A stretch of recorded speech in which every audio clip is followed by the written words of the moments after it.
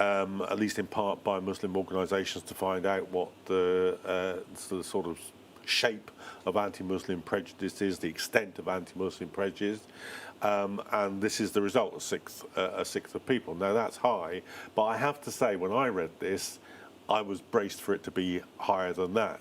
Really? Yeah, because if you think of the scale in the press, among politicians, the populist far right, the sort of generation by the racists themselves of anti-Muslim ideas is at a historic peak. In one way, I read these statistics as quite hopeful, that only 1 in 6, well, 5 out of 6 people think this is rubbish. And in the face of such a torrent of material coming out of the political establishment and the far right, in a way, it underlines that there's a great deal of hope for people who are arguing against this kind of nonsense. It's surprising to hear your opinion that, obviously, because I was actually quite shocked, the 1 in 6. I thought that's quite high. It's bad. Don't get me wrong, it's bad, but it could be worse. Yeah, but you're obviously taking it from more of an optimistic point of view. But I just want to go especially onto the vocabulary, the threat. What is it that these people see as the threat to the culture? This is what I want to get into. Well, this would be a very long discussion, I think, because it's quite a complex matter to think, why is it that these people are unhappy with the society, and why do they focus on Muslims as the cause of that unhappiness? And the complexity arises because the actual causes of their unhappiness and the focus of their unhappiness are often, I think, two completely different things. They're unhappy, I think, about the society for the reason that many of us are unhappy about the society. They don't like broken Britain. They don't like the fact that their kids can't get a house. They don't like poor wages and precarious jobs. They don't like cuts to the NHS. But they find it, or some people, a minority of people, 1 in 6 people, find it easier to lash out at a minority group than it is to take on what are, to be fair, very powerful forces in the society, the government, the big corporations, who are the cause of those problems. So I think. But why is it the Muslim community that has always the obviously the back? Because I think, although Islamophobia has a very long history in general, it became a specific focus and a much more identifiable and much more widespread focus after 9/11. The war on terror moved the dial from people who would have, by racists, would have been described by their country of origin, perhaps as Pakistanis or whatever, became Muslims in that moment around 9/11, or for many more people than previously. So I think it's the whole war on terror ideology which sprang up to justify the attacks on Afghanistan and Iraq that specifically focused it on Muslims.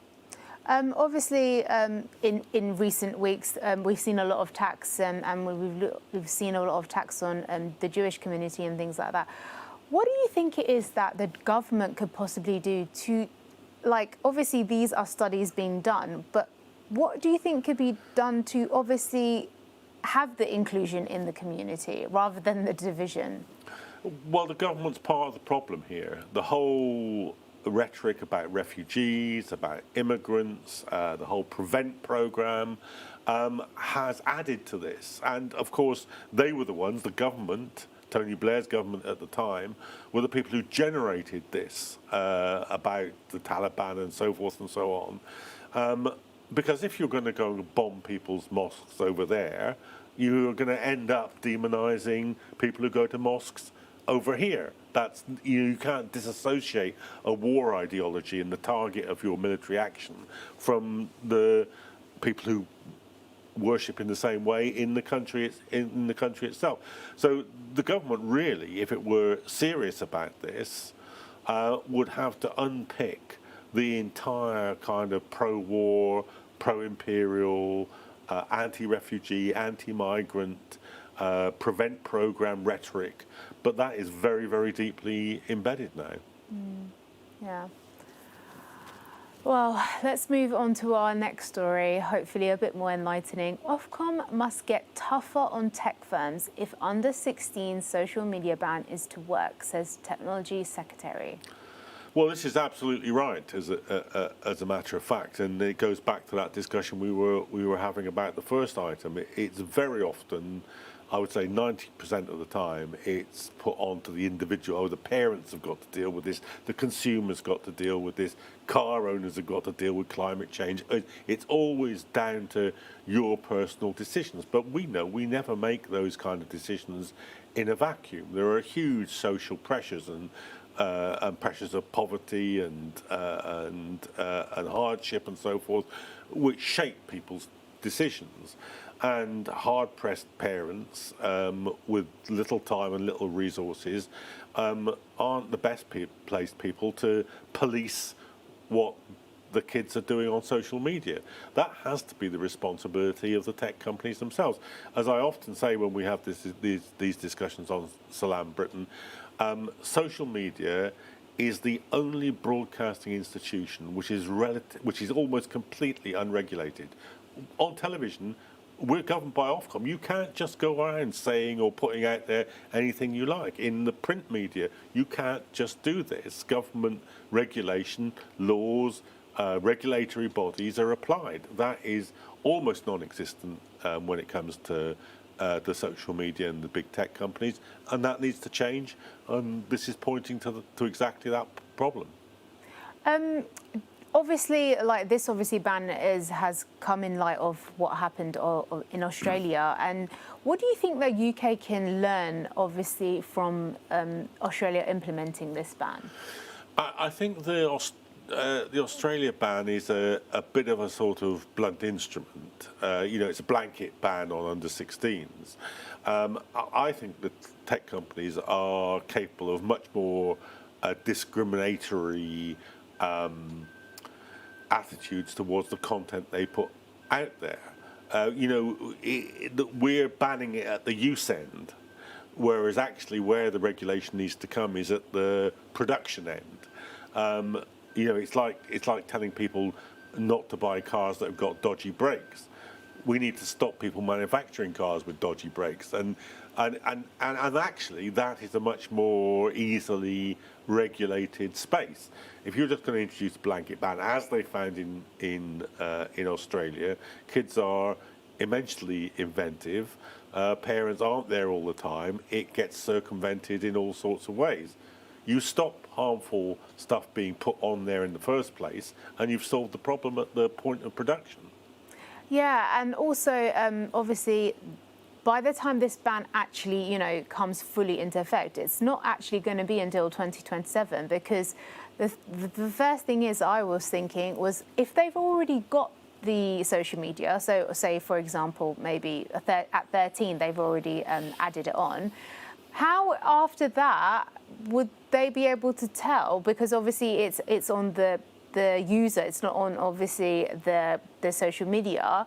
How could they actually tell, oh, this person is 13 and this person has an account and now can we ban the account, if they're not going to be the ones banning the account? So how exactly is that going to work then in practice? I'm at a loss to see how that can possibly be regulated at the point of use. I just don't see that, how that can easily be done, which is my point, really. Nobody is that worried. I mean, there is, of course, inappropriate content on television that you wouldn't necessarily want your kids to watch. But by and large, parents are not worried by kids going over and turning the television on, because they know that very, very harmful material is not allowed on the television at all. And really, that should be where we are with social media. You shouldn't be worried about your kid picking up the phone and looking at the screen, because at some point before that, somebody should have intervened and said, no, we're not having that on this platform. Do you think, because of obviously in light of this ban effect, do you think that might actually then make a push for these companies to actually try to obviously change the algorithm, because a lot of it obviously was because of the algorithm makes it addictive to under 16s, and obviously it just makes them watch more and more and more, and it learns so much obviously about the behaviours and the habits, and then obviously going into harmful things as well. Do you think in light of this ban, it actually then might make these companies reflect and want to change this? Because in a way, they're actually losing their customers then, because they're losing obviously a lot of users, and then in effect that is going to harm them eventually down the line. Yeah, I'm not massively hopeful of a sort of change of heart on the part of Elon Musk and Jeff Bezos and Mark Zuckerberg. If that was going to happen, I think it would have happened some time ago. None of this is a surprise. None of this is new. They have whole industries here working to make the algorithm have that effect. So I don't think they're going to suddenly wake up in the morning and say, oh dear, we're doing harmful things, we better stop. Because the way that the system works is, of course, they're competing against one another. And so you've got to get all of them to stop all at the same time. Otherwise, if one of them was overcome by a fit of conscience, the rest of them are just going to take the market. So, and that's why state regulation and laws are a thing, because they're applied equally at the same time to everybody. You just mentioned about state laws. I'll just put this final point to you here, John. So, as we mentioned, obviously, we were talking about ultra-processed foods, and obviously how that should obviously be law and regulation. Do you think, obviously, this ban is obviously the initial first step? Do you think that afterwards it then will become law, it will become regulation in light of this? Yeah, I think if to be effective, it would have to be. And it's not that I'm not absolutely relaxed about the state doing this, because it's not necessarily a democratic institution all the time, and it can be used in ways which censor views that shouldn't be censored. So there's a danger on that side as well. But I would say at the moment, when we're talking about specifically the effect on children, the balance of the argument is in favour of regulation. Absolutely. Okay, moving on to our final story of today. Fruit-flavoured vapes may pose greater risks. Well, I mean, it's all there in the headline. You don't really need to read on with this one. I mean, obviously, vaping is less harmful than smoking cigarettes, but not absolutely unharmful. And you can see why this might be the case. Why, it's like alcohol that tastes like lemonade. Obviously, there's an issue there. I don't know where that's going exactly, because I don't see them being able to regulate fruit-flavoured vapes. But anyway, that's the story. I feel like, because obviously, why else would somebody want to have something if it didn't taste good? Yeah. So exactly. it's like, but the thing is, the things it's almost the same like the ultra processed food. Something that tastes good, obviously, or like fruit flavored vapes, something that seems to be better, obviously, is more harmful to you. Yeah. Well. There's such a mix of cross-cutting arguments here, because vaping, as I say, obviously is less harmful in general than cigarettes, without being absolutely harmless. So there's a cross-cutting argument there. Exactly what it would mean that one category of vaping is more harmful or more, I don't know. I don't know exactly how you would deal with that. I think this is probably a case where legislation wouldn't be a sensible thing, and public awareness campaigns is a helpful thing. But do you feel like, obviously, vaping is quite a relatively new, trend going on? Do you feel like, and there's a lot we don't still know about it. Sure. Do you feel like it should obviously come with more information, more regulations, and actually same like with the under 16 rule? Do you think like vaping should also have the same sort of parameters? Well, I think the balance of this argument is on the side of public awareness rather than regulation. It's not obvious to me that this is such a harmful and damaging thing that you'd want to regulate it. You know, when we were talking about ultra-processed foods, it's pretty serious when it's damaging every organ in your body. There isn't, as far as I know, and I'm not an expert on this, but as far as I know, there isn't evidence that vaping is damaging to that extent. So on this, I would come down on the side of a public awareness campaign rather than on the side of further legislation. I mean, it's not unlegislated for at the moment. What would you say to those people, obviously, like throughout these stories that we've heard today with the ultra-processed food, with the, under 16s social media ban, with the vaping? What could parents do, especially people watching at home, do to help to educate their children on, obviously, these issues and these things coming to light? Well, I think this is a natural part of parenting, isn't it? I think parents do talk to their children about these issues all the time. And I don't really, I mean, there will be good parents and bad parents and, et cetera, et cetera, et cetera. And you can encourage parents to do more of this. But in the end, there is a fine line between, scaring your kids witless about the modern world and giving them sensible advice. And to be honest, you can't just become a kind of public information broadcast that's constantly relaying the latest kind of worries or fears or even perfectly good advice about the next thing they're going to meet in the streets, on the supermarket shelves, on the way to school, with their school friends. I mean, that would be the definition of a miserable life. And that's why, in a way, we're circling back to the same argument.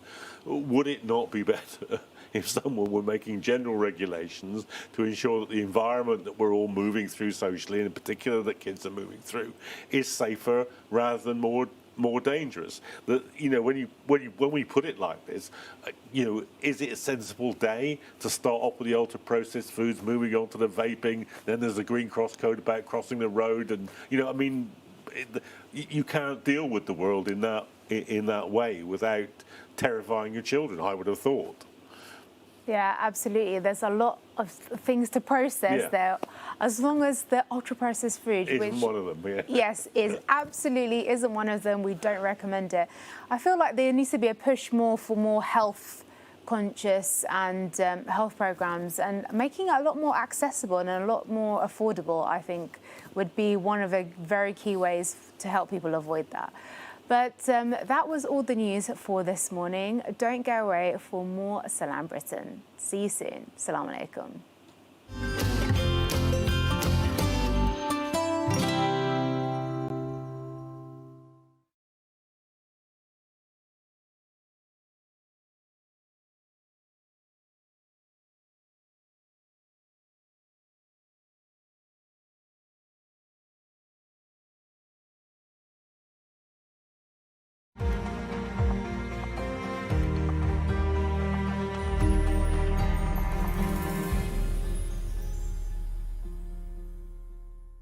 ربنا عليك توكلنا وإليك أنبنا وإليك المصير.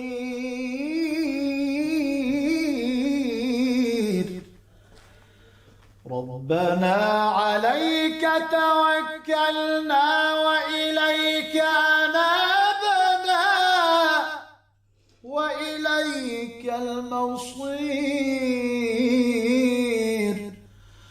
ربنا عليك توكلنا وإليك أنبنا وإليك المصير.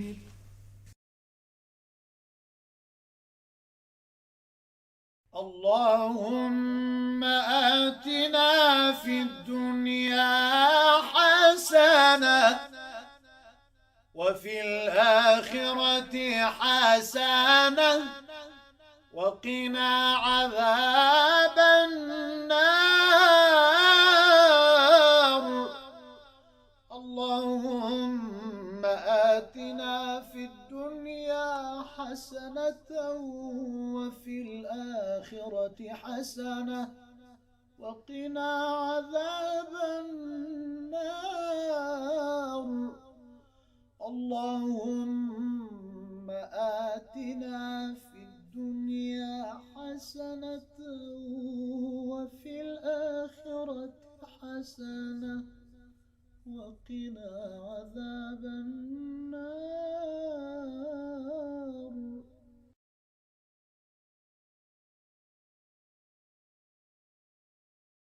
رب أوزعني أن أشكر نعمتك التي أنعمت علي وعلى والدي وأن أعمل صالحا ترضاه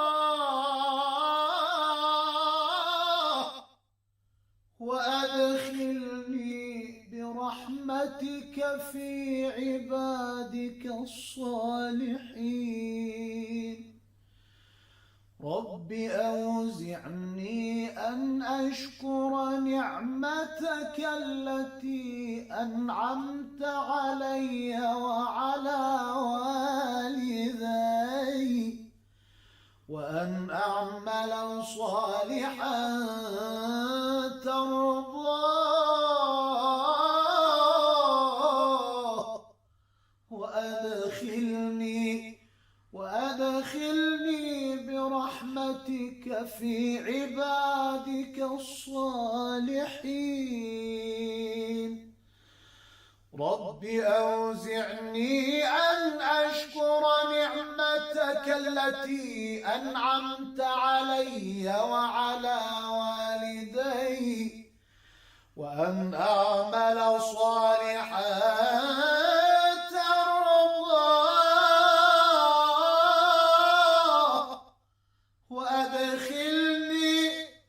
وأدخلني برحمتك في عبادك الصالحين.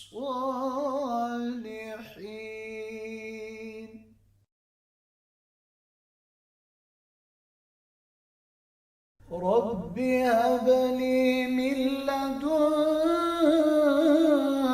ذرية طيبة إنك سميع الدعاء.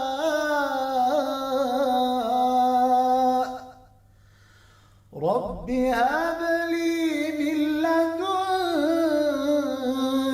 ذرية طيبة إنك سميع الدعاء.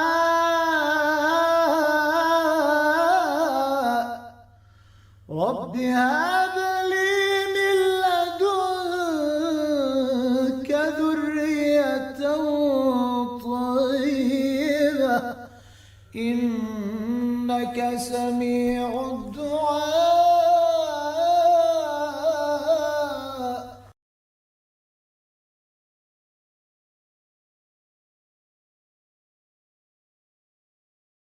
ربنا اغفر لنا ذنوبنا وإسرافنا في أمرنا وثبت أقدامنا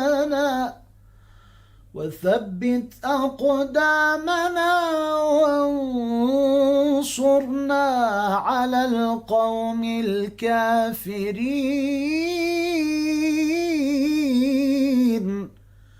ربنا اغفر لنا ذنوبنا وإسرافنا في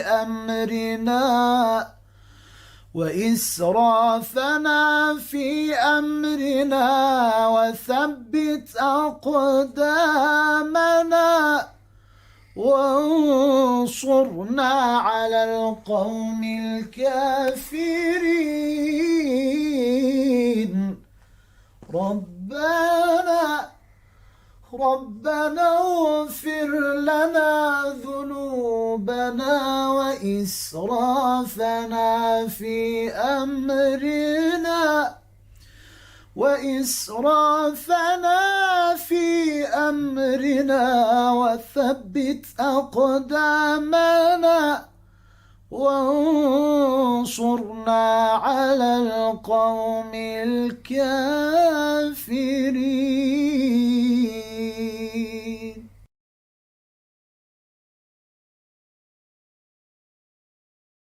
ربنا اغفر لنا ولإخواننا الذين سبقونا بالإيمان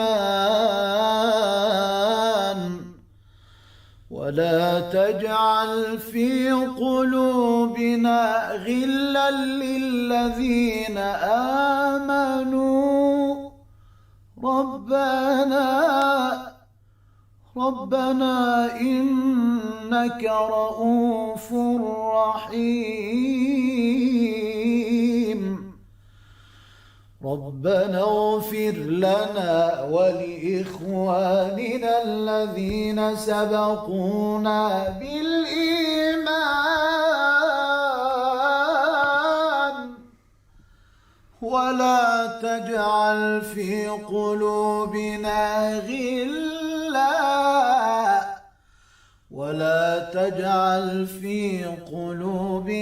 غلا للذين آمنوا ربنا إنك رؤوف رحيم. ربنا اغفر لنا ولإخواننا الذين سبقونا بالإيمان ولا تجعل في قلوبنا غلا للذين آمنوا ربنا إنك رؤوف رحيم.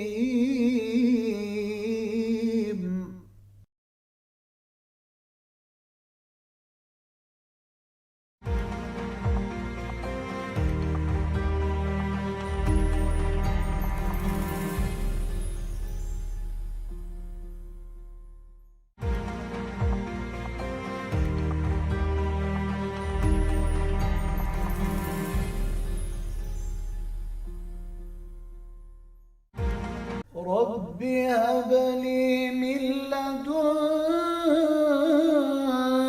ذرية طيبة إنك سميع الدعاء.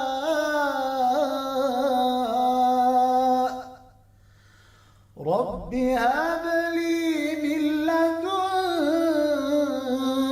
ذرية طيبة إنك سميع الدعاء.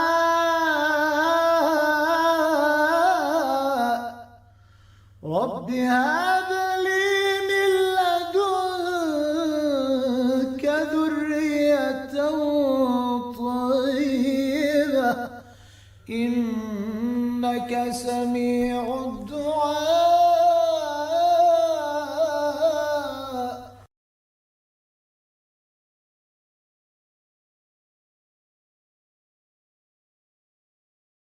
ربنا اغفر لنا ذنوبنا وإسرافنا في أمرنا وثبت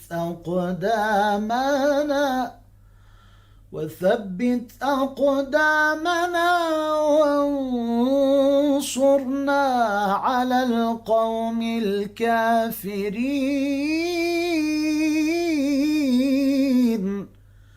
ربنا اغفر لنا ذنوبنا وإسرافنا في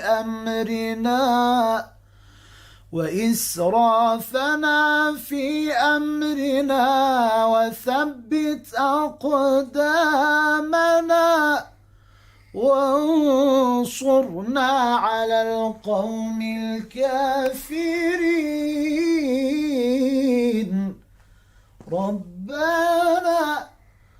ربنا اغفر لنا ذنوبنا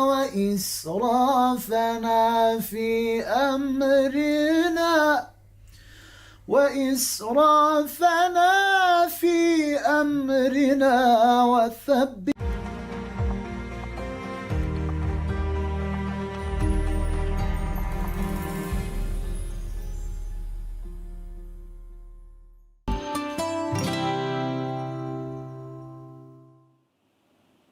Assalamu alaikum and welcome back to Salaam Britain. Food has a unique way of bringing people together. Whether it's a cherished family recipe, a festive dish shared during celebrations, or a meal that reminds us of home, food often tells the story of a culture and its people. Today, we're taking another culinary journey around the globe as we explore flavors and traditions from different parts of the world. From comforting classics to exciting new dishes, we'll be discovering recipes that celebrate the diversity and richness of global cuisine. So whether you're looking for inspiration for tonight's dinner or simply enjoy learning about food from different cultures, this is a segment you won't want to miss. Let's take a look.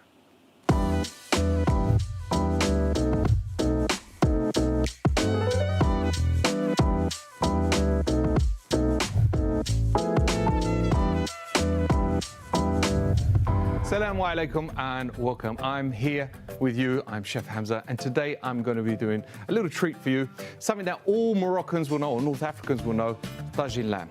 However, before you write in with complaints, this is my style of tagine lamb. There are hundreds of different varieties. So we start with the ingredients here. Lamb. We're going to have onion, garlic, ginger, the basis for every tagine. Parsley, coriander, a bit chopped up here. Tomatoes, pepper, some olive oil. Got some potatoes and some courgettes. They're the vegetables that we'll be getting in there. We also have here our dry spices. Salt and pepper, a must. Cumin, cinnamon, a little bit of paprika. And we have here a little bit of colorant, saffron. We use it in North Africa. I like to start off with a medium temperature and kind of slowly increase the onions. Otherwise, what happens then, you kind of release the sugars, adds that little bit of sweetness. So you don't want it too hot.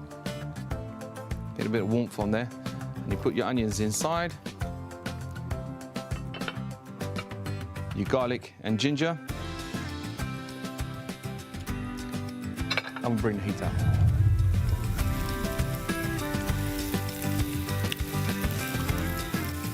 Now, by bringing the temperature up with the onions and garlic, two things it helps you with.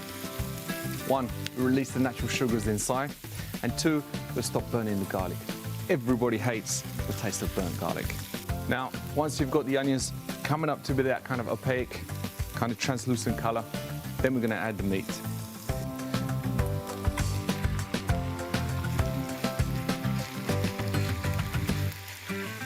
I like to use the fattier kind of cuts of meat. I've used the leg off the bone.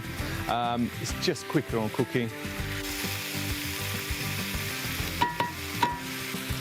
I'm gonna leave it just for a minute, put the lid on, just let that stew for a second. As the time, we're gonna start to add the dry spices. Now, we'll start salt and pepper.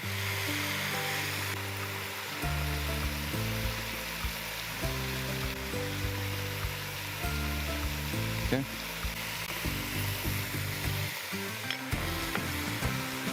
Next, the rest, cumin, cinnamon, paprika.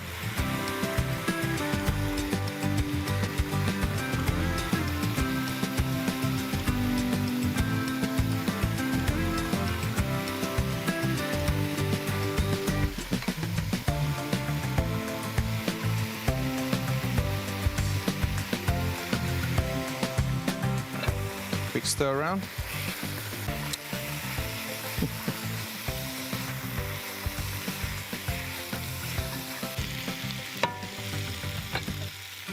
Okay. You're just going to fry that off no more than about a minute. I'm going to add my herbs.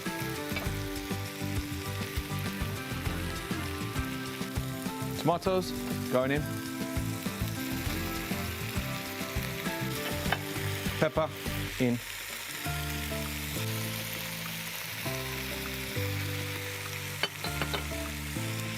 Give that a good stir.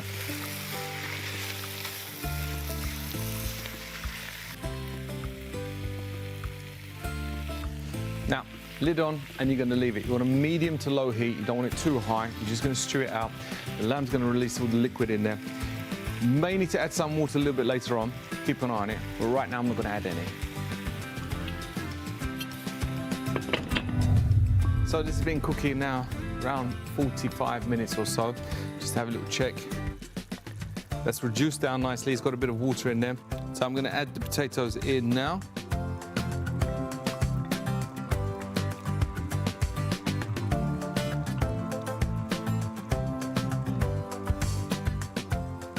Touch of water, not too much. A bit of a saffron just here. That's a little bit of colour. Yeah. Just a touch. You don't need much. Lid on, heat up. 20 minutes.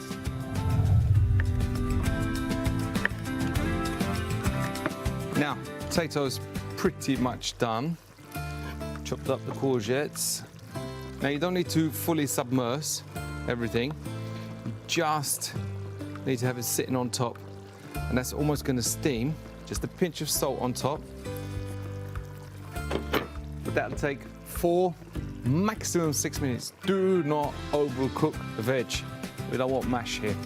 It goes on, and it's done. Here we have it, guys. Tagine lamb with courgette and potatoes. Perfect with some fresh bread, rice, or even couscous. Today we're going to be cooking a Malaysian dessert called pudding jagung, which means sweet corn pudding, and it's a family favorite in my house, very simple to make, and yeah, let's get started. So all you're going to need is corn flour, water, creamed corn, evaporated milk, sugar and vanilla essence. So we're going to add all of the ingredients into one pot. I've got the corn flour here. We've got half a cup of corn flour. And you've got 1 cup of water. Just add that into the pot. Grab your whisk and just make sure it's nice and incorporated and mixed properly. You don't want any clumps. And the next thing you're going to want to do is add a 1/3 tin of creamed corn, and you can get this from any supermarket. Just add that in.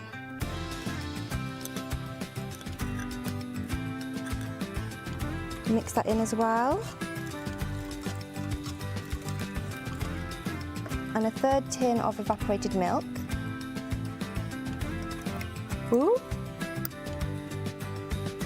1/3 cup of sugar.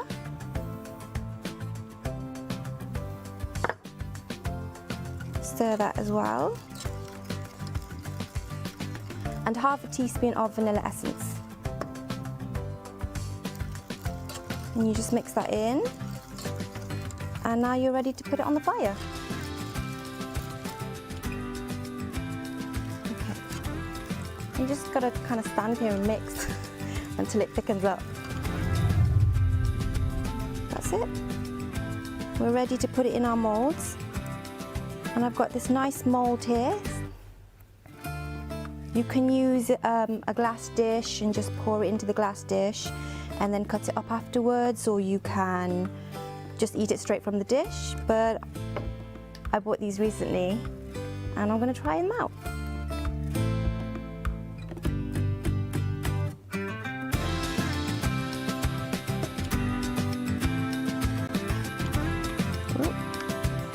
Ooh.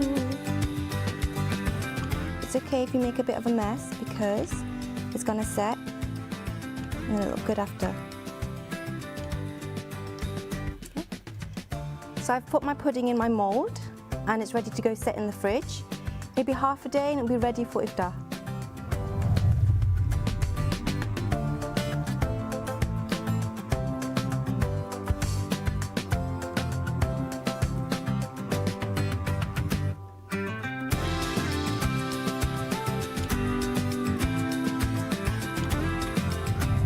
So this is the final dish, pudding jagung.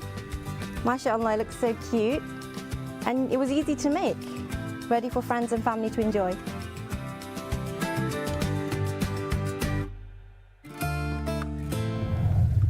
Hello, my name is Chef Servet. Today we did Turkish red lentil soup. Name is mercimek çorbası.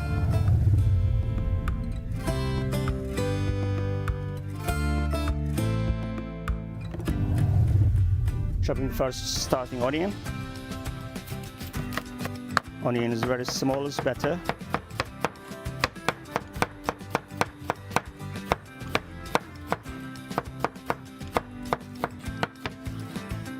Okay. Our pot is hot now. Olive oil. With butter.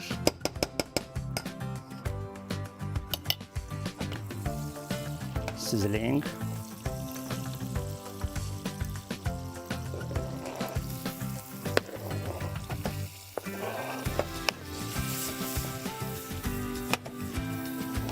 Oh. Okay, we got carrot.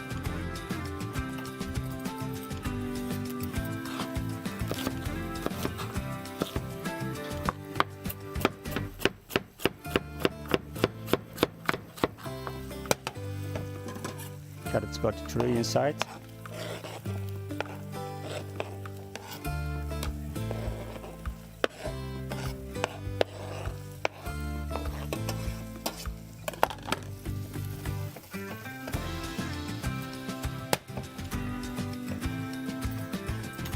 And potato now.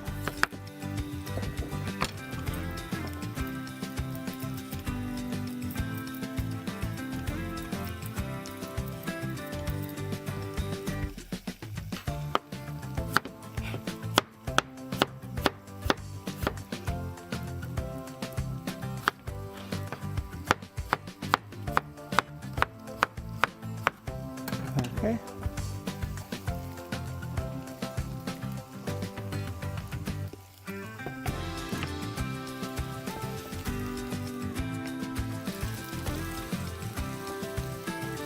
All vegetables inside.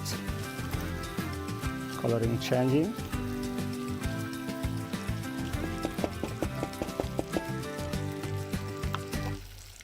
Couple of minutes.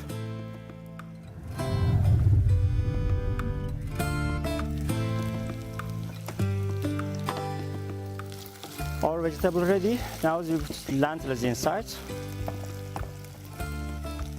We washed before. Ready. Yeah.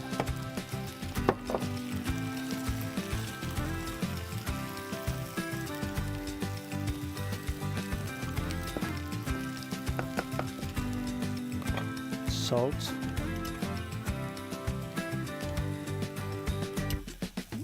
We got the water.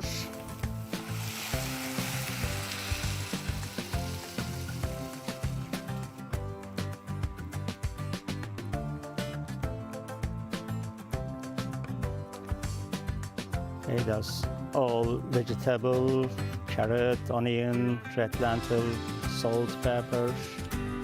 Our soup is in the cook now. It's 20-30 minutes later, ready for the serve. Okay, our soup is almost ready. Let's see,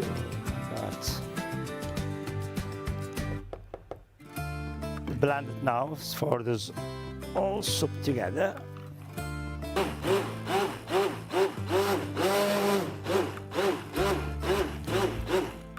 Okay, our soup is ready.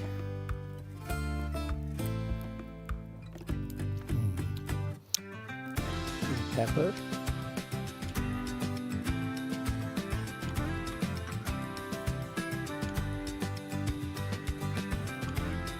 Our soup is ready. We need for the butter.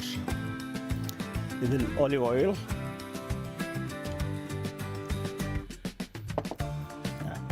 Butter. Nice mix.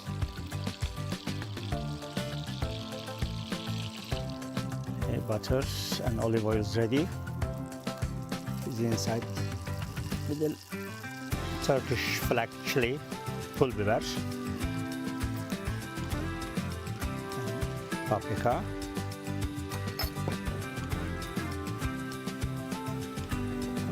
Very nice coloring. Our butter is ready. We got to serve now.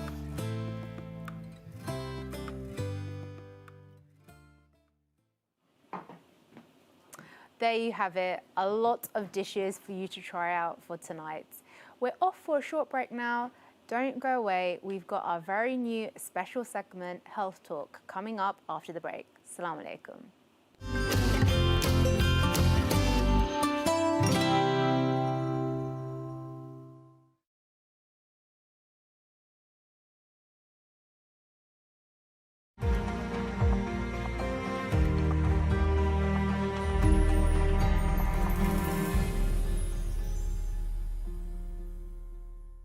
ربنا عليك توكلنا وإليك أنبنا وإليك المصير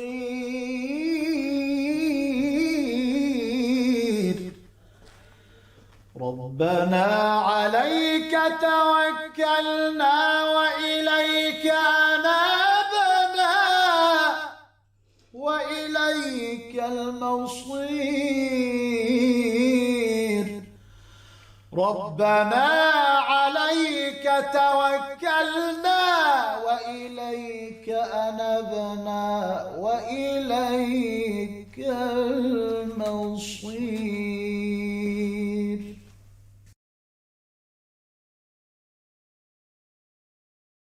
رب أوزعني أن أشكر نعمتك التي أنعمت علي وعلى والدي وأن أعمل صالحا ترضاه وأدخلني برحمتك في عبادك الصالحين رب أوزعني أن أشكر نعمتك التي أنعمت علي وعلى والدي وأن أعمل صالحا ترضاه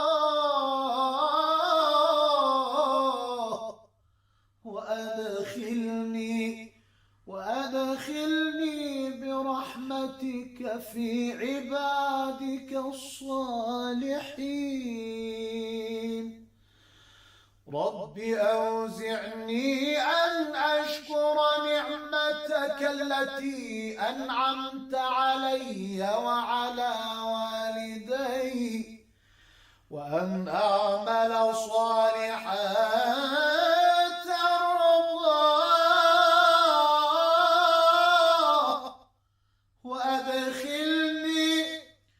وأدخلني برحمتك في عبادك الصالحين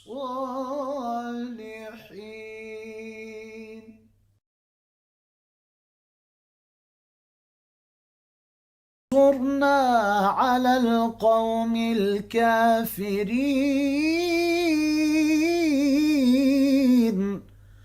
ربنا اغفر لنا ذنوبنا وإسرافنا في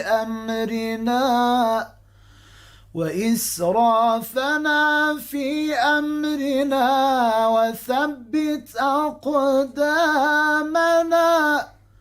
وانصرنا على القوم الكافرين ربنا اغفر لنا ذنوبنا وإسرافنا في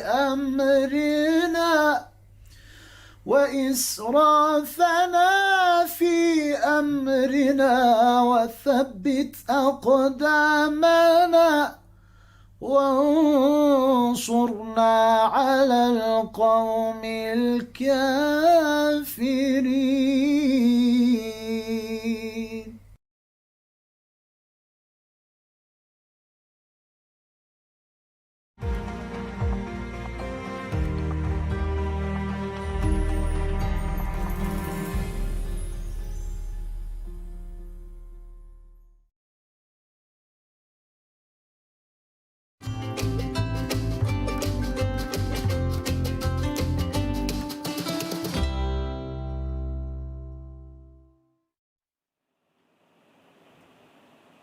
Assalamu alaikum and welcome back to Salaam Britain.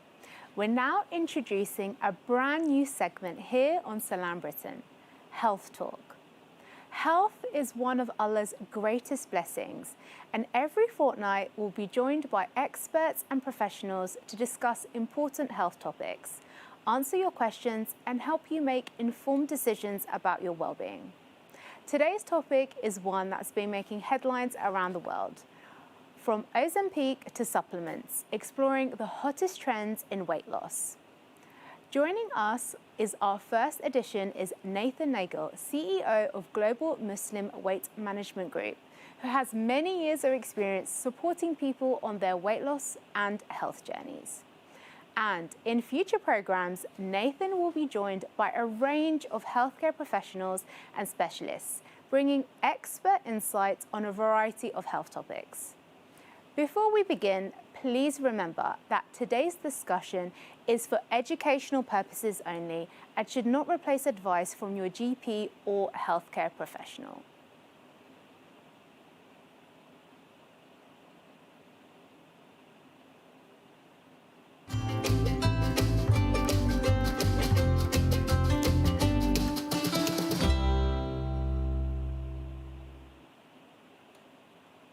Nathan, assalamu alaikum and welcome to Salaam Britain. Thank you for joining us today. Welcome, Salaam, Taslima. I'm so excited about this new segment for Salaam Britain. So let's get straight into it. Please do. These weight loss trends and medications. What's your question? So give me a little bit more of a direction. So let's start with the big question. Weight loss seems to be everywhere right now, from Ozempic injections to supplements promoted all over social media. Why has this become such a major talking point? I think weight management has always been there since the days of our Prophet, and then our Prophet has advised many different guidance. So this is not really a new area. There's been people over the vast centuries that's become somewhat a little round and somewhat indulged, and our Prophet has advised many different areas on that area. So the recent trend has been mainly around the dysphoria coming from the Middle East and South Asia into more of the Western regions. And then also the Western food going over to the Middle East and then also to South Asia. So the bottom line is, obviously the irony, a lot of it is to do with Western pollution of junk food and bad habits. Yeah, I'm going to have to own it. Yeah, because it is what it is. Yeah, coming in the 1960s, the Americans even falsified clinical studies around making fat bad. So like avocados, olive oils, there's lots of good fats.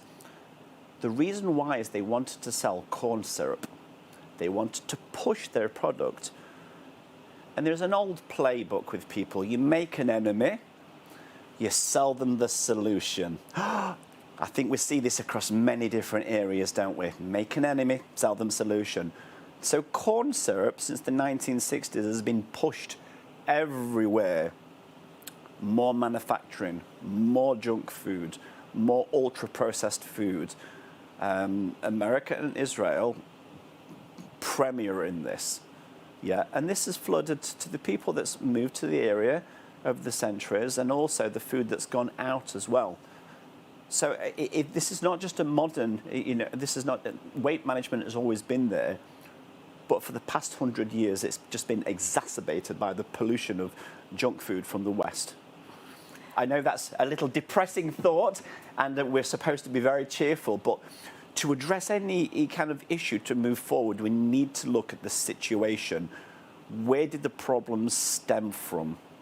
To identify it, we understand that people have been marketed to. So anyone that's looked on their weight management journey, absolutely not blaming to them. Sophisticated marketing by nefarious companies works. It works. Just because a company is peddling bad food, it doesn't mean they're daft. They're very, very smart. And in the environment, people are busy. They grab it. This is where the beauty of Islam comes in, our framework about salah. If we miss a salah, we can sometimes get a little frenetic and I just want to grab something and eat something on the run. And then a lot of our framework in Islam has been designed about regulating us, helping us. It's not just worship to Allah, but it's designed to help us to live within this environment, to cope. After I became a Muslim and read the literature, I looked at it through a healthcare lens. Probably because I'm not very good at everything else. But when I read the Quran, the Hadiths and the Sunnah, and was like, this is an entire healthcare framework. We've been given this. And a lot of the things today can be brought back to the prophetic style. And people just say, oh, that was 1400 years ago. So not. It's so relevant to today. It's more relevant today to live as it was intended to Allah wrote for us within that Islamic framework. Modern medical science now is catching up and saying, oh, we can prove this. Harvard proves this. They keep proving what we've already known for 1400 years. Nathan, that was an absolutely brilliant and perfect introduction for this Health Talk today. My question is, I'm so eager to know this, and I'm sure a lot of viewers at home. Thank you. Why do some people find it much harder to lose weight than others, even when they're trying hard? Well, so for many decades now, people have been going to their doctor and then saying, I'm calorie restricting, I'm going to the gym, or I'm doing exercise, or whatever the form of like that. Yeah, well, you can't be. But modern medicine has now understood, that the body actually holds on to fat if it's not in the right chemical framework. So the body literally, so you dial down your calories and exercise, but unless it's the right biochemical environment and your brain is regulated, your body says, I'm not burning any fat. The body literally adapts to fight to hold the fat onto you. And for decades, people have not been believed, but now we're really understanding how and why. And this differs. This differs between gender, this differs between ethnicity.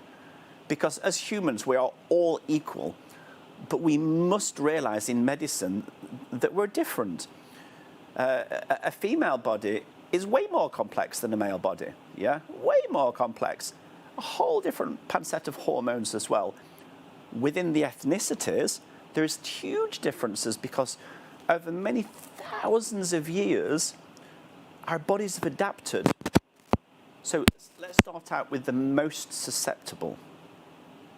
The most susceptible of all the ethnicities to metabolic disorders, diabetes, cardiovascular, cardiometabolic, Alzheimer's, all the metabolic disorders are South Asian. The reason why is that the South Asians that were living in South Asia over thousands of years adapted to live through famines, monsoons, droughts. So the people that lived through it had children who adapted to less calories, who then had children that adapted to less calories, who then had children adapted to less calories. And the ones without lots of muscle also survived, because if you're a 7-foot basketball player, you need a lot of calories. I know you're not 7 foot. And those ones didn't survive. Petite, lack of muscle. So people adapted. The same people within the region that adapted to low calories and then been transplanted into a Western region to then be hypercalorific, an abundance of bad food, and then got a desk job. Don't have to be medically trained to go, double the calories, half the exercise, that's a bad solution. So there's absolutely nothing wrong with the South Asian body at all. it's just designed to be in a low-calorie environment. Yeah? So the body has then actually changed its thresholds. So we have subcutaneous, which is just under the skin, thresholds. So South Asians have a very small amount of threshold to hold under the skin before it then goes to the organs, which is why South Asians get diabetes, cardiometabolic, all these disorders earlier. And then it goes through ethnicities, South Asians, Arabs, blacks, Caucasians. But the major, major, major problem in medicine is all the studies were done on white people, as if we're all the same. Yeah. How ridiculous is and that? you just explained now. How you ridiculous is gave that? so much evidence and background knowledge and information, which I'm sure the viewers at home, it's so informative to know that it's actually genetically predispositioned, really, that some people, why can't I lose weight and someone else is eating the same? Because your bodies are obviously genetically engineered to be different. That's one factor. Because within weight management, there's many, many, many, many different factors as well, right? In terms of stress management. Now, stress produces a chemical called cortisol. Now, cortisol holds on to body fat. If you're stressed, your body says, you ain't burning no fat. This is, again, an exceptional framework through Islam and Allah, because by doing salah, by getting close to Allah, by following the Quran, it regulates our brain to reduce stress. And I don't think many people understand that a lot of what we do as Muslims is not just to worship Allah, but it was designed for our benefit. And the genius of it is for our benefit, and it was all set out to be compassionate against us mere humans. Yeah? Stress management, yeah? A regulated brain, a regulated heart lowers that, so the body goes, you can release some fat. But a high stress level literally holds on to fat. Statistics show globally that females tend to hold a little bit more body weight. That's not just hormonal. The females of the household also carry a lot of the psychological stress of the family. Yeah. It is what it is. Even if us men think that we're carrying everything, women take it in. The whole family, their own life, their kids, the husband, their relatives. This psychological burden of stress changes. There is a difference between genders, there is a difference between ethnicities, and there is a difference between ages as well. We're all equal humans, but in weight management and medicine and in general, we have to account for the differences. And by looking at those differences, we can then best support people. But the fundamental aspect is the framework of Islam that we've been given.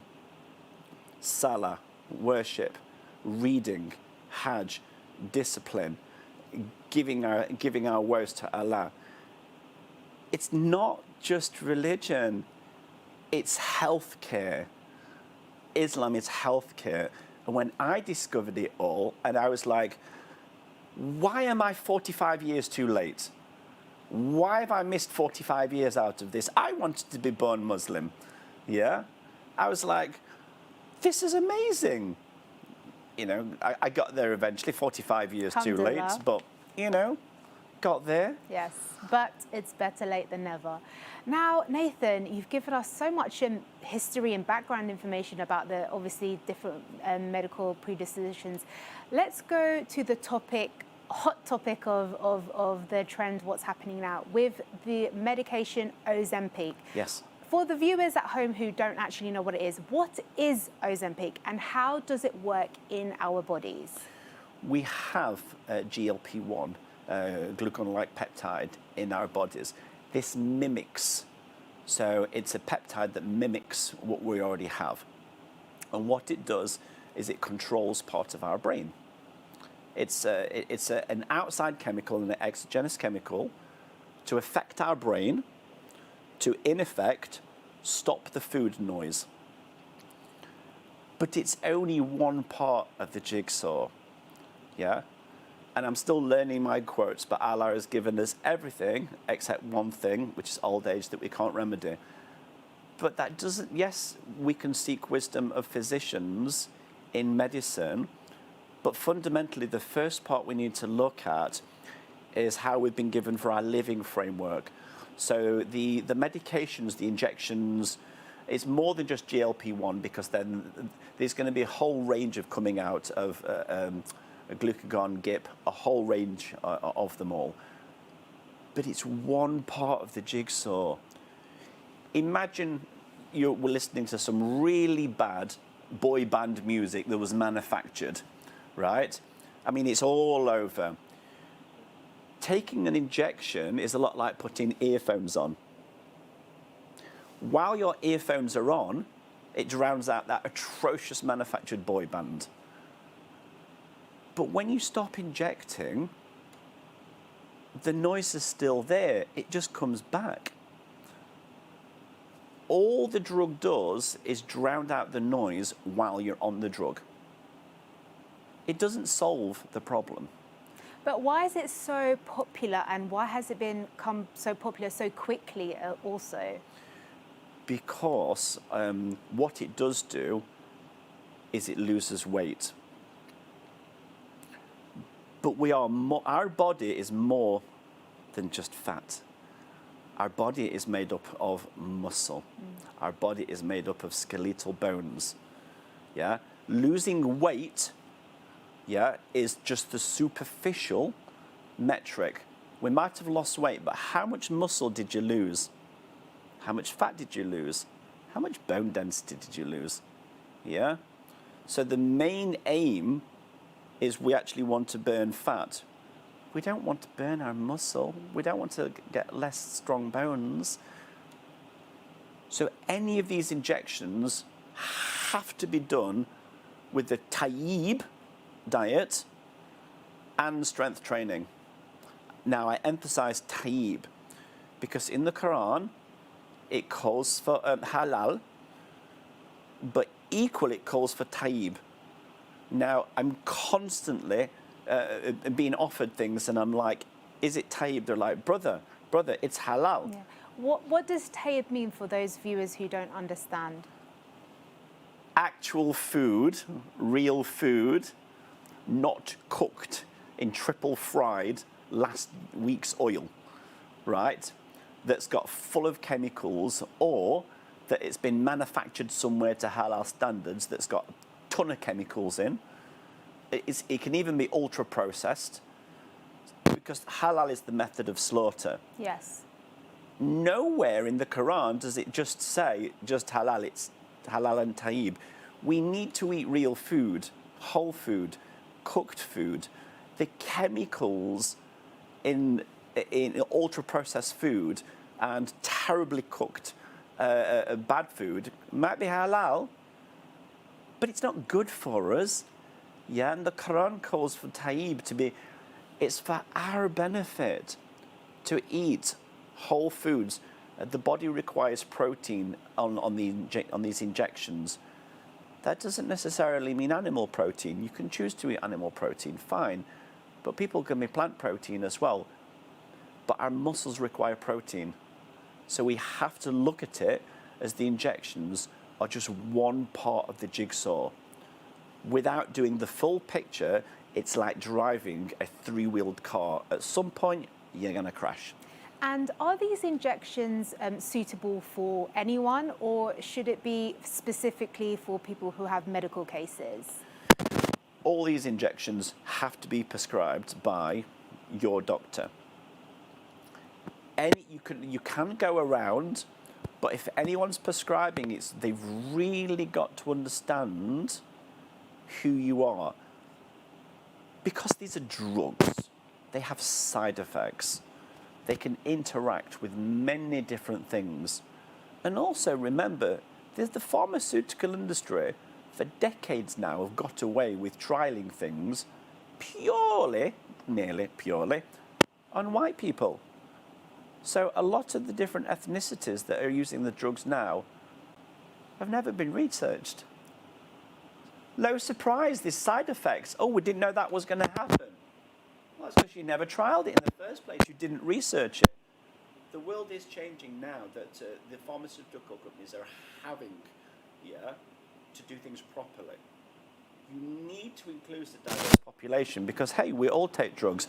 Because if you develop something and just trial it on white people, and then South Asians, Arabs, and blacks use it as well, and you go, oh, I didn't know that was going to happen. Well, surprise, surprise. Yeah, it's just unethical, but it's the pharmaceutical industry. Does that answer your question? Yeah, I think that gives us so much insight for today.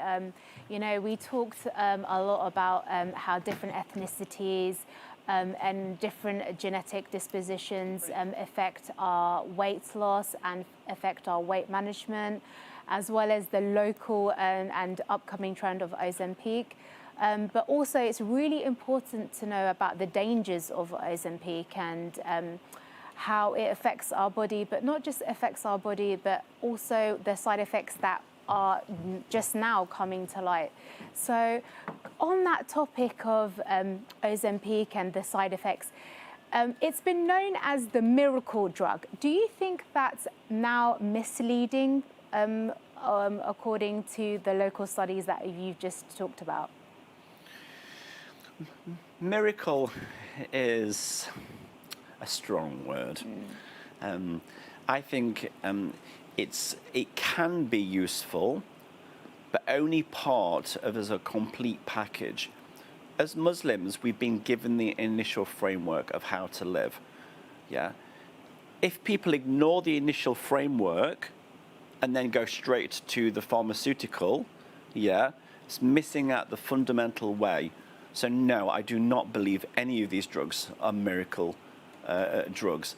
I think there are significant changes, but unless done properly, unless done with behavior changes, eating changes, and environmental changes, when we go to work, what is available?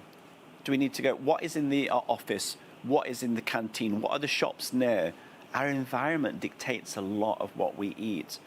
If we're literally just going to the same environment and the same things are available, which are not necessarily good all the time, what can we do to change the food around us? What can we do for our daily habits?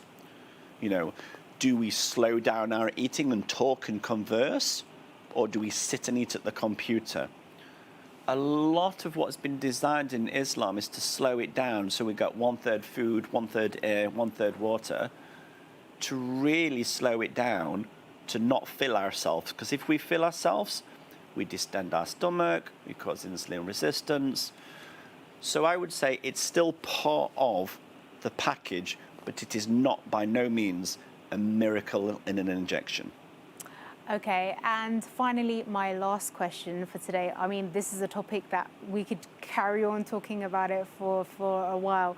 My last question is, why do people often lose weight at first, but then struggle to keep it off? Oh, just pause that. Just have a think about that question before. We're off for a quick break now, but don't go away. We'll be continuing this topic on Health Talk. Salaam alaikum.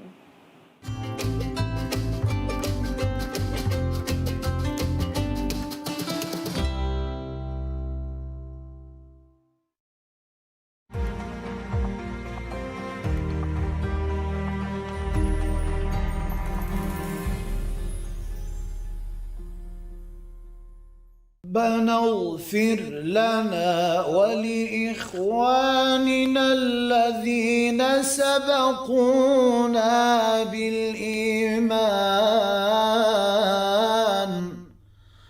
ولا تجعل في قلوبنا غلا للذين آمنوا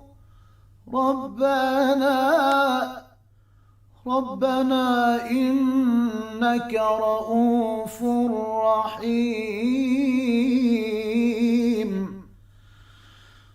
ربنا اغفر لنا ولإخواننا الذين سبقونا بالإيمان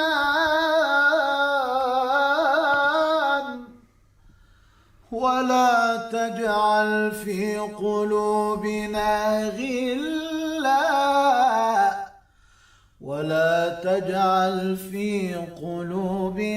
غلا للذين آمنوا ربنا إنك رؤوف رحيم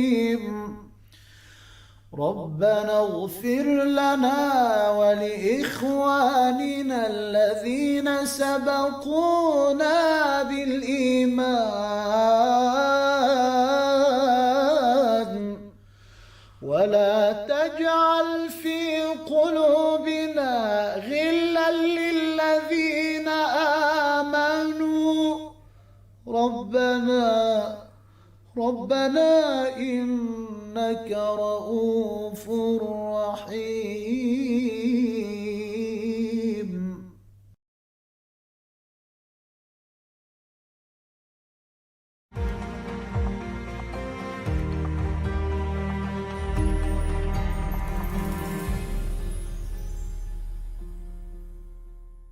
ربنا عليك توكلنا وإليك أنبنا وإليك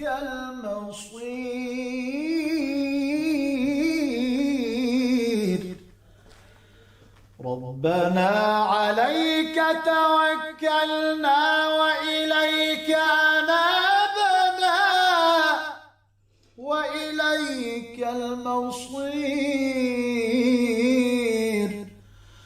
ربنا عليك توكلنا وإليك أنبنا وإليك المصير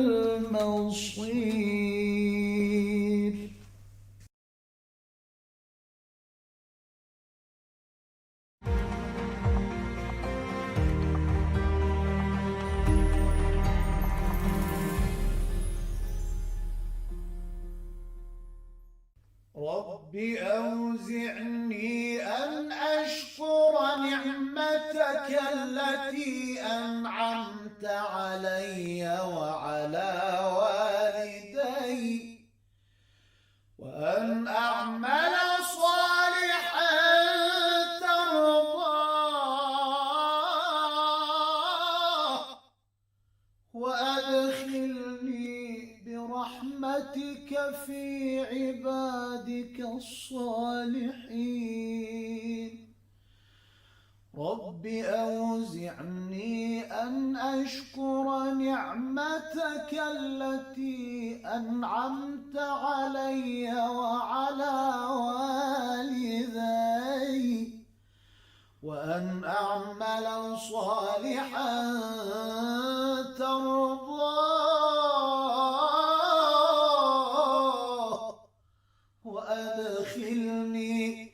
وأدخلني برحمتك في عبادك الصالحين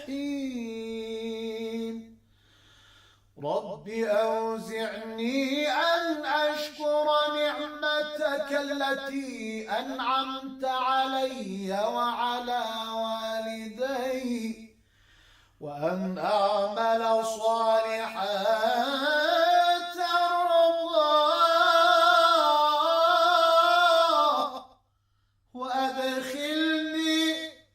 وأدخلني برحمتك في عبادك الصالحين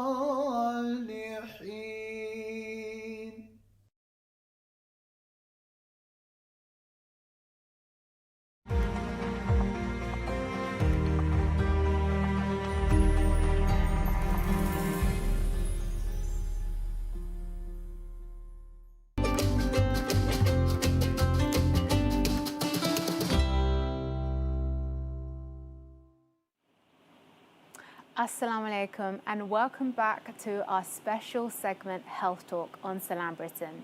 The lines are now officially open. Before we go to our viewers' questions, before the break, I asked Nathan a very important final question. Why do often people start losing weight and find it a struggle to keep the weight off? Nathan. It's a very good question, and we get commonly asked about it. People can lose weight in many different ways, but unless the brain is changed and re-regulated in terms of when you're hungry and when you're full, you will just bounce back to that.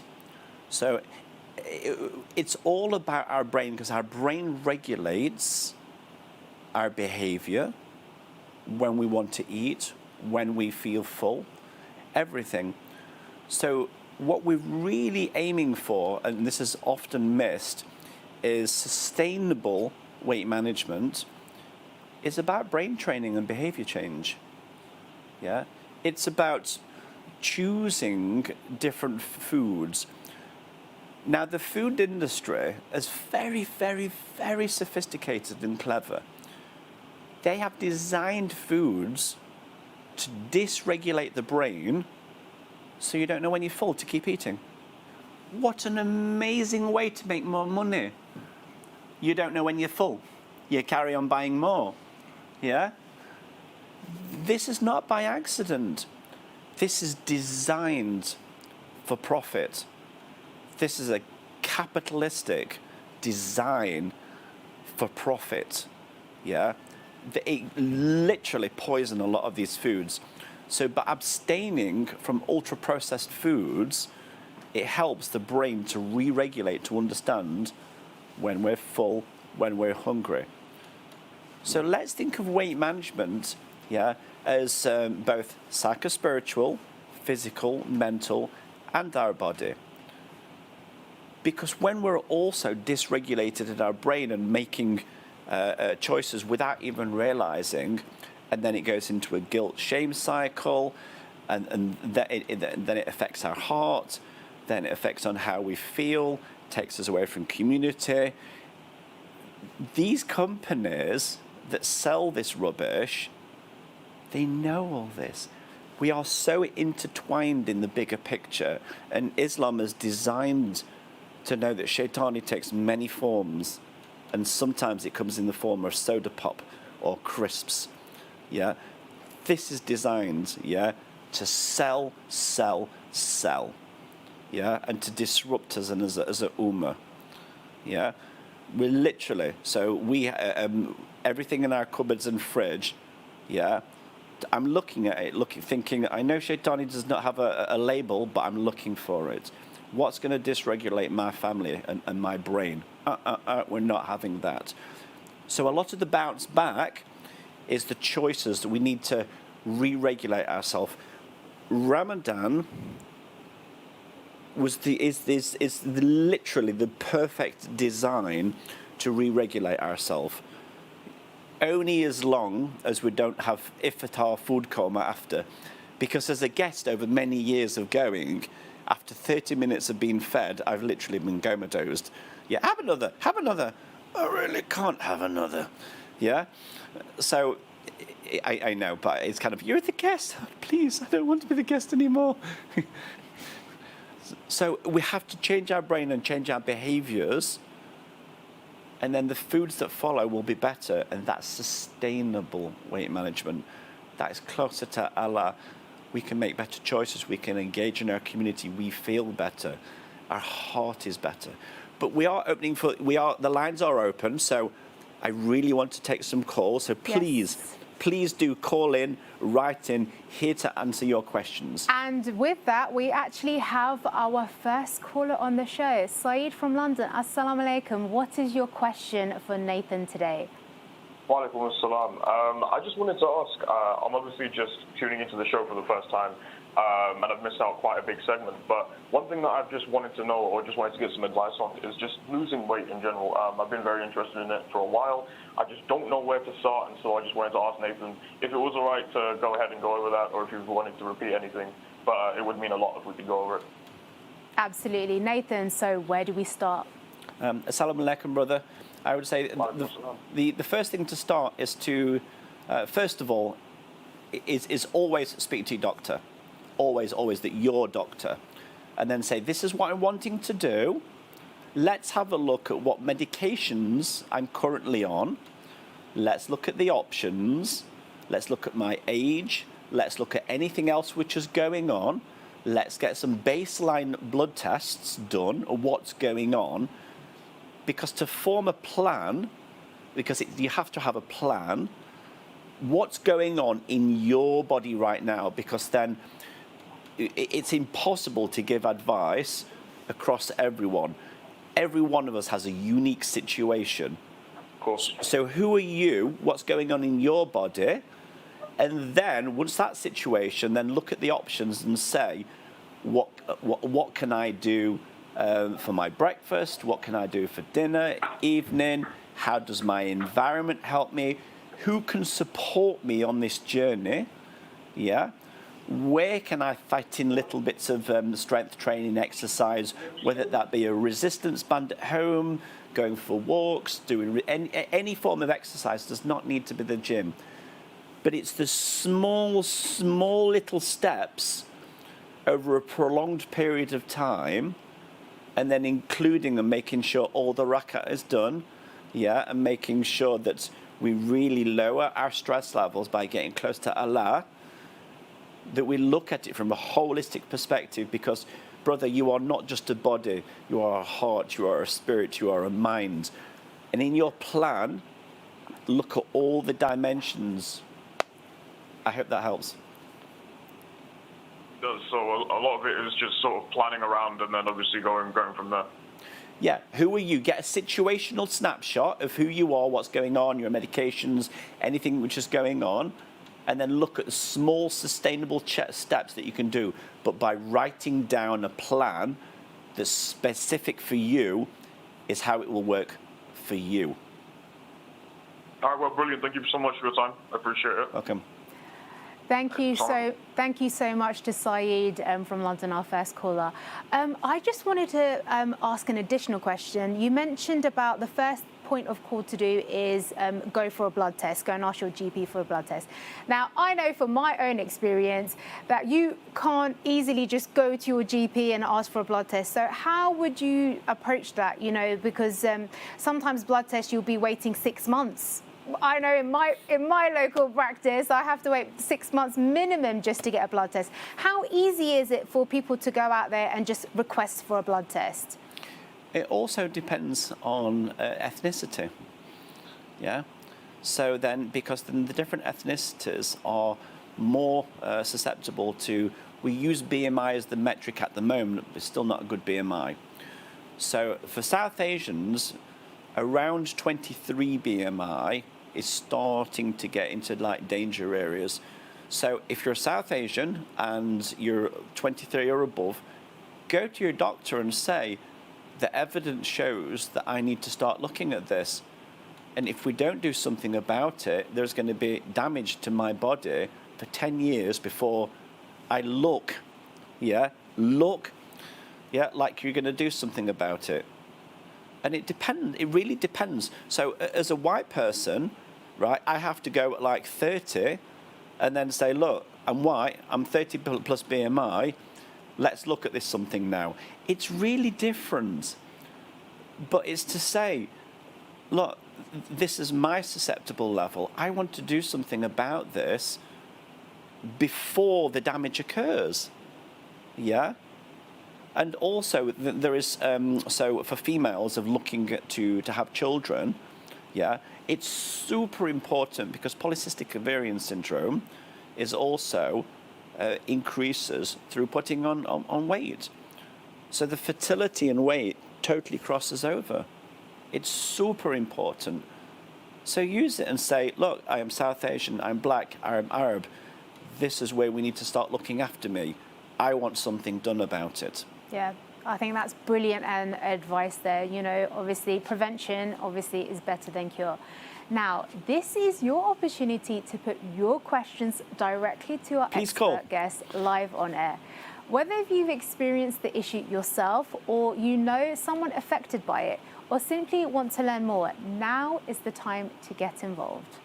Call us on 0203 011 5786 or send us your WhatsApp messages and we'll put as many of your questions as possible to our guests. Now, we have an important question and another call. Hello, Salaam alaikum. You're live on air. Please, what is your question to Nathan? So for me, my question is, of course, first of all, I'm really loving the segment. I feel like it's really informative. I just wanted to say, obviously, as you know, I know a lot of people do kind of like have body dysmorphia. So in terms of advice, how would you advise someone when, you know, you can get a bit too carried away in losing weight? So for me personally, one of my fears would be, even if I was to reach my goal, I still wouldn't think enough weight is lost, and I'd keep going until I might reach a point where it's no longer healthy. Yeah, brilliant question, Nathan. So how would you deal with that? So looking at body dysmorphia is really going, what is the reason I'm not happy for it? What metrics am I using?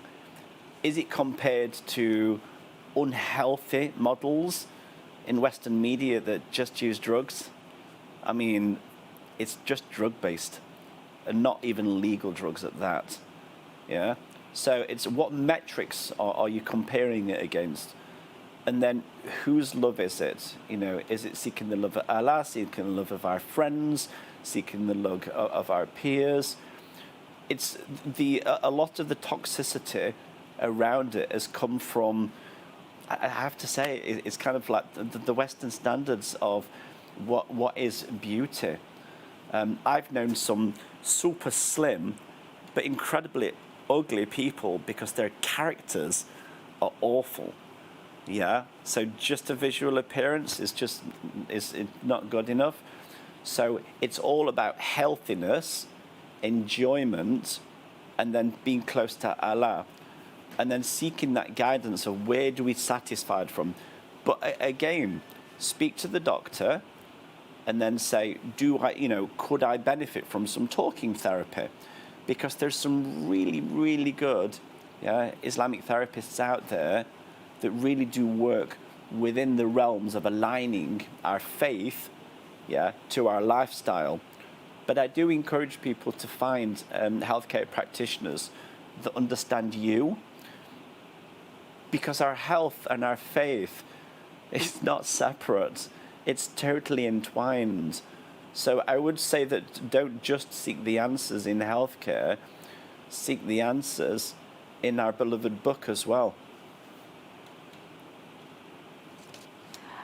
Thank you so much for that. I mean, there's so much going out there, and obviously body dysmorphia, I feel like it's a topic that is not really talked about often enough, is it really? And actually, you know, people do get very affected by it.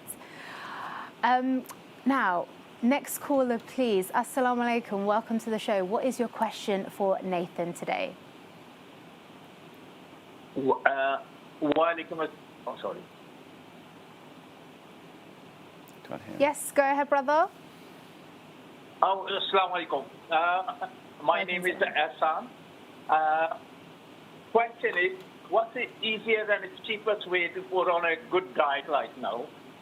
When we asked them, they said you got to use olive oil, use a coconut oil, and that you have to eat salmon and that sort of thing. And sometimes we can't afford. And what's the cheapest way we can keep a good health? But your program was very nice and very informative right now. Thank you. And your question was an excellent question. So, Nathan, what's the cheapest way that we could actually live a healthy lifestyle? It's a really great question. So, vegetables, and then really sustainable, and then a small amount of kind of like any kind of proteins. But in the Quran, it says a morsel to kind of keep our spine straight is to really be conscious of when we do eat. So to keep a third of our stomach with air. So then there's a misconception about how much food that we actually need on our plate, and that links to how much money that we actually spend. But then it's having conversations and talking during food to slow it down, drinking water, and then really be conscious about it all, because we can make the money stretch. But if we're filling our plate and not liaising and not being communal and not drinking water, it can feel very rushed, and that can feel like we're not satisfied. So it's coming back to the prophetic way of actually eating together, even if it's like two to three people, slowing it down with intent, and then really looking at the vegetables of it all. And then if we do salah, we are then not as dysregulated because we're not stressed. And when we're not as stressed, we don't want to grab those cheap foods, because the cheap foods kind of like will just disintegrate. They're literally designed to keep you eating. So cost effectiveness on food is possible as long as we incorporate our Islamic lifestyle, because then if we don't incorporate the Islamic lifestyle and just eat cost effectiveness, it doesn't take hold of the psychological and spiritual elements of, and as humans, we're more than just the body. So my answer to you is incorporate Islam more into your food. Excellent advice there, Nathan. Yeah, and as you mentioned, obviously, of the Sunnah, you know, we should have like 1/3 food, 1/3 for air, and obviously 1/3 for water. So that is actually what you're saying about making sure your plate reflects that. And obviously you should obviously be buying... And communal. Yes. To talk and eat. We are designed to be together and talk. Okay. Now, as in a non-Islamic way, the Italians eat small plates over a long period of time and talk. And they're actually the slimmest nation on earth, right, for it all. So non-Islamic Mediterranean framework diet has been, you know, is quite often but it's not just the food, though, because the Mediterranean diet, but it's the water, the human connection, and the timing of eating and not rushing, which is what we've been given in Islam, is to not rush. Yeah? Yeah. So we can literally sometimes boil it down to too much curry, too much hurry, too much worry. That's a brilliant quote there.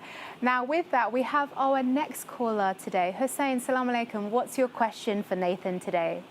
Wa alaikum salam wa rahmatullah to your sister and to the brother. MashaAllah, the message you conveyed is interesting. It's what I always say to all the brothers and sisters that I meet is we're living in times where we should be thinking less is more. So that's what I wanted to convey regarding that. But I've called up specifically regarding my father and his health. He's a diabetic, type 2 diabetes, and maybe some viewers are also watching. He's on Mounjaro at the moment. He was previously on Ozempic. Obviously, we're trying to help with controlling his diabetes, but he's always interested in taking like drinks which say like 0 sugar. So I don't know if you have a bit more information that you can share with us regarding that whether that has an impact on his diabetes, even though they are advertised and marketed as 0 sugar, whether they still have sugar in there.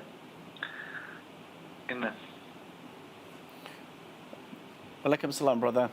Great question, and I love that you're caring for your family. So I would say that a lot of the artificial sugars, the prefix of it is artificial. So, and these companies that design all this, they know it keeps people dysregulated. It's addiction. Yeah, it's still companies selling rubbish. And it takes time to come off an addiction, and it takes time to wind down from drinking these things, but by no means be conned by companies that say 0 sugar. right? It might have 0 sugar, but it's got a bunch of chemicals in that taste like sugar, that's dysregulating our brain, that's dysregulating our hormones and bad for us, so they can sell more. Yeah, the main thing for me is to add in a little bit more resistance training with diabetes, because the more muscle and stronger muscle a person has, the more glucose is uptaken into the muscles, because muscles is the biggest sponge for glucose in our body. So maybe encourage him to do a little bit of resistance band training, walking, anything like that. But to answer the question about diet drinks, diet cola, diet, any of these things, I would never drink it, because these companies, they're evil. That was excellent advice there. So basically what you're saying is that even though it says obviously 0 sugar, no sugar or diet, it's still bad for us, like you said. It's a bunch of chemicals that taste like sugar to keep us buying it. Yes. But your advice here and Nathan's advice here is try not to buy it. Like as you said and mentioned in the program, a lot of it is obviously about our choices and changing the way that we think about food and buying food and approaching food. Yeah, I would say look at it. Look at any of the food and the drinks and just think, is this hurting me or harming me? Yeah, these companies are just about profit. Very little regulations, obscured science. Is it hurting me or harming me? And if it's hurting me, what's the cost of taking away from my family, taking away from my friends? I die young. Yeah, well, can't be very good. You know, it's thinking about tomorrow for the choices that we make today. And these companies are sophisticated, so by no means is there any bad feelings. It's their marketing works. They've been marketing to us, and it's only human to accept it. But we've got to rise above their marketing. We've got to rise above all the tricks and remember that we're Muslim, and this is our discipline, and we've got the strength to make these choices and avoid manipulative marketing. And with that, inshallah, people obviously watching today have, learned so many informative things that they can make better decisions. With that, if you'd like to find out whether you're in a healthy weight range, you can use the free BMI calculator on the NHS website. Simply search NHS BMI calculator, enter your height and weight, and you'll get an instant result. There are separate calculators available for adults and children, along with advice and support to help you stay healthy. And we've got a final caller, mashallah, Aisha, all the way from Nigeria. Assalamu alaikum, Aisha. What is your question for Nathan today?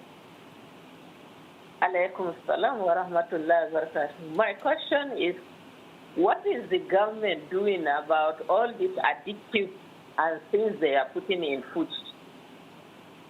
Excellent question, Aisha. So what are the government doing, Nathan? So I think if we talk about the UK government, I'm not quite sure if I could really say my own thoughts live on TV. So I think that, do we trust them or do we trust Allah? Do we look at the framework that we've been given to live by, or do we trust that they're going to be doing something about it? I think I'm going to go with the Quran rather than trust the UK government. That would be my choice on it. Let's look at other choices they make. Not so good. Are they really in it for our health? Not quite sure. Go with the Quran. Better decision. Yeah. I think also I feel like the viewers we should all do our own research and then make the decision about whether the government can obviously improve on the situation or not. Yeah, it's the thing is, what kind of money environment do we live in? Yeah, because healthiness is not profitable to a lot of people. All right. Well, Nathan, thank you so much. That has been the first talk for Health Talks today. That brings us to the end of the program. Thank you for joining us and being part of Salaam Britain. Assalamu alaikum wa rahmatullahi wa barakatuh.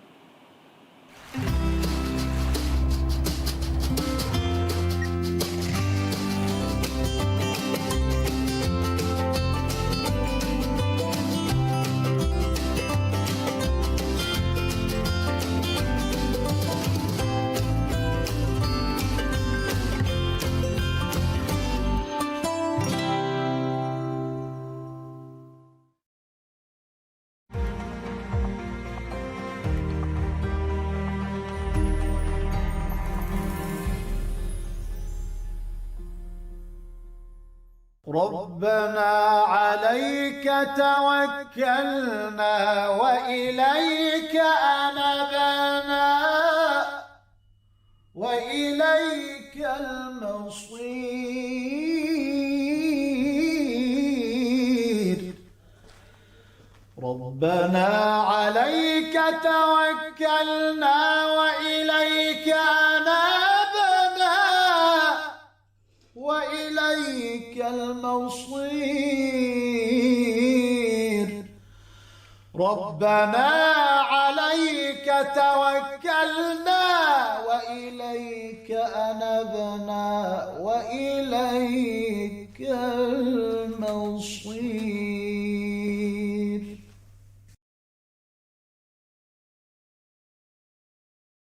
ربنا اغفر لنا ذنوبنا وإسرافنا في أمرنا وثبت أقدامنا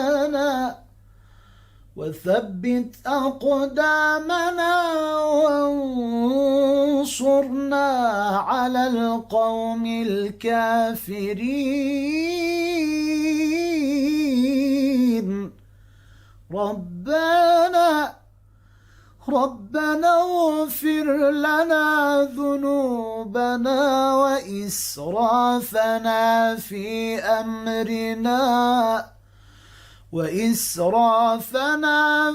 أمرنا وثبت أقدامنا وانصرنا على القوم الكافرين ربنا اغفر لنا ذنوبنا وإسرافنا في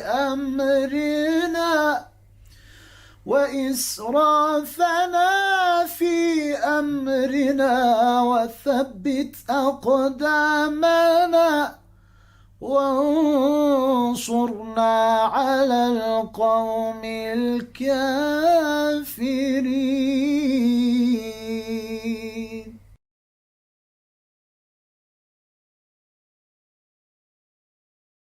ربنا إننا آمنا فاغفر لنا ذنوبنا وقنا عذاب النار ربنا إننا آمنا فاغفر لنا ذنوبنا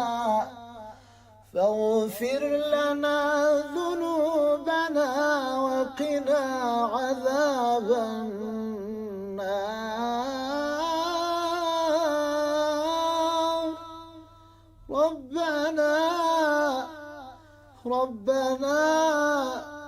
ربنا إننا آمنا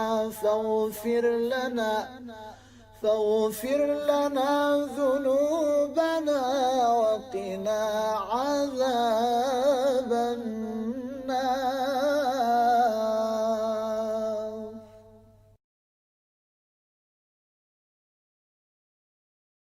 اللهم يا مصرف القلوب صرف قلوبنا على طاعتك اللهم يا مصرف القلوب صرف قلوبنا على طاعتك اللهم يا مصرف القلوب صرف قلوبنا على طاعتك اللهم يا مصرف القلوب صرف قلوبنا على طاعتك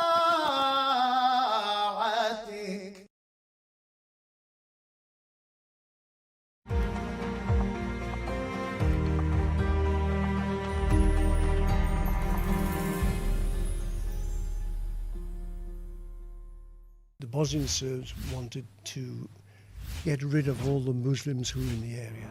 And that resulted in what we come to know today as ethnically cleansing of the women and children, and sometimes the older men if they're lucky.